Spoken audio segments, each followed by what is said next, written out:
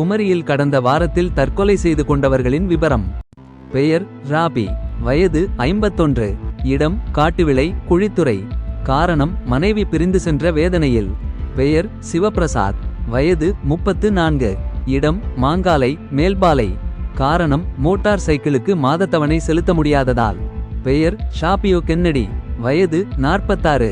இடம் ஹெலன் நகர் இணையம். காரணம் சிறுநீரக பிரச்சனை காரணமாக.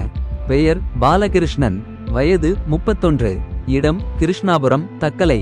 காரணம் காதலியை வேறு ஒருவருக்கு திருமணம் செய்து கொடுக்க பெற்றோர் முடிவு செய்ததால்.